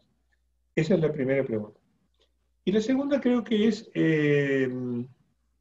simplemente lo que decía antes, es más o menos virtuosa. Y más o menos virtuosa es un problema de la evaluación de las políticas. Y la evaluación de las políticas se puede hacer, vamos a decir ahora en nivel más grueso, más macro, más enorme, solo de dos maneras, más agregado, digamos así. Se puede evaluar dos cosas. Se puede evaluar el logro, ¿no es cierto? Y se puede evaluar el desempeño. Son las dos cosas que se pueden evaluar. Por lo tanto, los indicadores de logro y los indicadores de desempeño son distintos que los indicadores de valor. Los indicadores de valor son los de logro. Los indicadores de logro logramos más valor, ya sea en términos de producto, ya sea en términos de resultados, ya sea en términos de efecto, impacto, indicadores de logro. ¿No es cierto? Eso, y cuando establecemos alguna relación entre cantidad de logro y los recursos que invertimos para lograrlo, tenemos un indicador que es el más importante de todos, que es el de eficiencia. Eficiencia es simplemente el mejor uso de los recursos. Por lo tanto, necesitamos saber cuántos recursos invertimos, para lo cual se necesitan cadenas, porque si no, no sabemos si los recursos que invertimos en una cosa produjeron un impacto en otra. Si no establecimos las cadenas, perdemos la trazabilidad, ¿no es cierto? Pero si se establecen indicadores con cadenas, como se hace en todos los lugares donde se miden estas cosas, entonces tenemos un indicador que es el de eficiencia. La eficiencia es indispensable. ¿Por qué razón? Porque cuando no hay ineficiencia, Lo opuesto es dilapidación de recursos. O sea, invertimos recursos y no logramos nada, logramos poco. Entonces quiere decir que esos recursos podrían haber invertido en otra cosa, ¿no es cierto? Por lo tanto, la eficiencia es un requisito indispensable. Para el sector privado, la eficiencia es una especie de dogma religioso, ¿no es cierto? Por así decirlo, ¿no? En la religión de los mercados, porque mayor eficiencia está claramente asociada a mayor rentabilidad, y mayor ineficiencia a peor rentabilidad. Entonces, la ineficiencia adquiere la condición de pecado, poco más o menos, ¿no?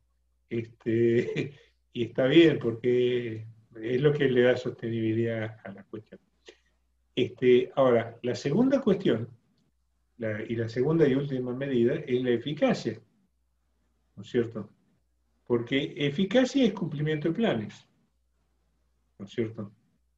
Si nosotros nos ponemos determinado tipo de planes y los cumplimos, entonces somos eficaces. Si nos planteamos que se muera no más de tal cantidad de gente, o que se enferme no más de tal cantidad de gente, con el conjunto de medidas que tomamos para la cuestión del COVID, si logramos eso, somos eficaces. Ahora, a lo mejor lo podemos hacer a una costa de una dilapidación de recursos enorme y de destruir media economía, con lo cual seríamos ineficientes, pero somos eficaces. O a lo mejor decimos, no, vamos a hacer cosas eficientes y perdamos eficacia. O a lo mejor busquemos más eficacia y más eficiencia, que sería lo ideal. Pero como esas cosas están en tensión, a veces hay que sacrificar una cosa que la otra. En el mercado, en el sector privado, se dice, bueno, la eficiencia es lo primero y la eficacia es lo segundo, ¿no es cierto? Si podemos lograr las cosas bien, y si no, la eficiencia es la primera, ¿no es cierto? Y en el sector público tenemos una trampa terrible, una trampa terrible. Como medimos la eficacia en función de cumplimiento de planes, tenemos una tautología que es una enfermedad endémica en las administraciones públicas y en las evaluaciones, que es que, bueno, hagamos nosotros los planes y nos ponemos estas metas, pero pongámonos estas metas que sean solamente las que ya sabemos que vamos a cumplir, ¿no es cierto? Y después expliquemos que cumplimos las metas, y entonces somos eficaces, o si no, encontremos que hubieron factores intervinientes que no son culpa nuestra, que nos impidieron cumplir con esas metas, pero el año que viene pongamos metas más modestas, ¿no es cierto? Ahora, si se ponen metas que son, o planes, y los planes finalmente, el plan es el presupuesto. El presupuesto debería tener, un presupuesto por resultado debería incluir las metas.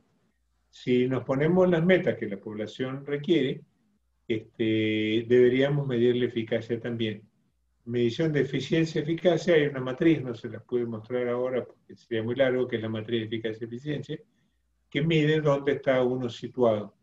En realidad, los países más exitosos tienen buenos planes razonables y planes sensatos, por lo tanto los cumplen porque no se proponen cosas locas, pero sí se proponen compromisos razonables con la sociedad y ganan confianza. Y después los cumplen porque son eficientes, ¿no es cierto? Cuando uno es ineficiente se vuelve ineficaz. Entonces son dos factores variables que están bastante asociados. Así es como se miden las cuestiones, y no hay mucho más. Después el resto es complicación. Son detalles, indicadores más de detalle, en fin, pero en el fondo la cosa no es más complicada que esto. Por todo lo que dije, supongo que ya habré transmitido la sensación de que es bastante complicado, pero es que el mundo es complejo, y simplificarlo arbitrariamente no nos ayuda. Por ejemplo, uno puede entrar a la cabina de un avión y ver 300 relojitos, indicadores y números y no sé qué, y decir, qué barbaridad, qué complejidad, ¿para qué hacen esto tan complejo? Simplifíquenlo un poco, pongan 2 o 3 cosas. Y uno diría, no, mire, yo prefiero que tengan todos estos indicadores y el piloto los maneje bien, porque si los pusieron por algo será porque el vuelo del avión es complejo, ¿no es cierto? Entonces, la realidad social y política es compleja, entonces no hay por qué pretender que los mecanismos conceptuales y teóricos sean sencillos, porque sí, deberían ser sencillas la forma de explicarlo, pero cuando uno lo quiere aplicar tiene que... Fíjese el algoritmo que utiliza Google para hacer las búsquedas. Se dice que tiene 600, en realidad una combinación de 600 algoritmos para que encontremos más rápido lo que queremos, o para que nos ubiquen a nosotros mejor como compradores. Bueno, y es secreto para colmo, es decir, una complejidad infernal, pero de un resultado sencillísimo, en 0,0 no sé qué segundos, nos dice lo que estamos buscando, y aparte nos muestra lo que queremos ver. Y no nos muestra lo que no queremos ver, con lo cual nos encierran en una burbuja. Eso es lo que es complejo, y cuando uno la trastienda es muy compleja, lo que uno ve afuera parece más sencillo. Y eso es necesario también, ¿no? Es necesario simplificar. La complejidad del mundo la simplifica la poesía, por ejemplo, que con un par de frases nos dice cosas muy profundas y las dice con pocas palabras. Pero el mundo es complejo. Esa sería la conclusión. Muchísimas gracias al profesor. Voy a permitirme ya para finalizar leer 3 comentarios que sería importante que usted también los recibiera de las personas, ¿verdad? Un elemento crucial en esta generación de valor público es garantizar el acceso a las personas. Otro comentario es, en un contexto de mayor participación, tecnologías y plataformas donde los medios de comunicación manipulan a la colectividad, ¿cómo poder medir su influencia negativa o positiva en un Estado? Otro comentario, Carles Ramió lo definió como una sindemia en la cual vamos a tener mucho que recuperar, los efectos sociales y económicos. Excelente respuesta del profesor. Cómo concibe la multicausalidad en la generación de valor público, también la incertidumbre causal. Y bueno, un comentario del profesor Juan Carlos, con el cual coincido, que esperamos que hayan logrado sus expectativas en este conversatorio con el profesor. Bien, vamos a cerrar acá, nuevamente agradeciendo al profesor Jorge Hintze y al profesor Juan Carlos Mora Montero, así como a las personas que nos acompañaron la mañana de hoy. Se les recuerda a todos y todas que el día de mañana se realizará la cafeteada virtual para estudiantes de la carrera en Planificación Económica y Social. Es una actividad promovida por la Asociación de Estudiantes de Planificación y Promoción Social. Finalmente, indicarles que esta actividad fue organizada por la Escuela de Planificación y Promoción Social de la Universidad Nacional de Costa Rica en el marco de la Semana de Planificación y Promoción Social 2020. Tengan todos y todas muy buenas tardes. Bien, ¿algún último comentario para despedirme en consecuencia? Adelante. Y simplemente, bueno, agradecerles mucho la invitación. Ojalá que les haya resultado de utilidad esto que hemos conversado. Y contarles que nosotros en TOP estamos haciendo, con el auspicio de muchas instituciones de toda Latinoamérica, y claro, empezando por ellas, pero de 6 o 7 países distintos, en Panamá, en Costa Rica también está la UNED, que estaba siendo uno de los auspiciantes, justamente, una universidad colega de ustedes, de un curso MOOC gratuito que se llama Introducción a la Gestión Pública Latinoamericana. Este es un curso gratuito, es la segunda edición que estamos haciendo, no cuesta nada tomarlo, es gratuito, es una cosa que hace TOP. En este curso que comenzó esta semana se está haciendo, hemos decidido, para ir de acuerdo con el profesor Mora Montero, en la primera semana que está transcurriendo ahora, el primer módulo va a empezar la semana que viene, pero esta primera, que es la semana de ambientación, hemos decidido incluir como una actividad que se va a publicar mañana, este conversatorio, ¿no es cierto? Y lo vamos a poner cuando el profesor me envíe el link para ponerlo, para que la gente lo pueda acceder. Lo hemos puesto como una actividad en que los alumnos, que son como 3.000 o algo por el estilo, ayer eran eso, puedan participar, los que les interese, en un foro, donde podemos intercambiar algunas preguntas y algunos conceptos y demás de las cosas que estamos diciendo ahora, y al mismo tiempo lo pusimos porque creemos que les va a ser útil al resto de los alumnos. Todos los que estén escuchando este foro, si este conversatorio. Si les interesara inscribirse, que pueden inscribirse y tomar el curso, o les interesara participar en ese foro, tenían que inscribirse también, es automático, y participan en el foro y luego pueden no continuar el curso, no ocurre nada. De todos modos, el curso otorga un certificado de participación al final. Un curso que dura 7 semanas, termina a fin la primera semana de diciembre, ¿no?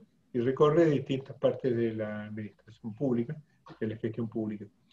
Pero a los que les interese continuar una discusión sobre esto, podrían participar la semana próxima. Para eso tendrían que simplemente inscribirse, tendrían que tener el acceso que en la página de TOP, www.top.org, o ponen Top.org y les va a aparecer. Ahí se pueden inscribir y pueden participar los que quisieran. Y quizás saquemos alguna conclusión o hagamos alguna publicación. En ese foro es que también vamos a poner este artículo que les acabo de decir, y al margen de mandárselo para que lo tengan, ¿no? Así contribuyo con esta charla y un artículo que luego publicaré. Muchísimas gracias nuevamente a todos ustedes. Gracias a usted, profesor. No sé si el profesor Juan Carlos desea agregar algo. No, pues solo darle las gracias a don Jorge por su apertura a participar en el conversatorio, y bueno, de aquí en adelante muchas oportunidades que sin duda alguna esta actividad va a permitir, empezando por la participación en el curso MOOC sobre Introducción a la Gestión Pública Latinoamericana, en el cual vamos a acompañar por lo menos la parte del foro. Así que, profe, muchísimas gracias. Gracias a ustedes. Muchas gracias. Tengan todos y todas buenas tardes. Buenas tardes. Buenas tardes.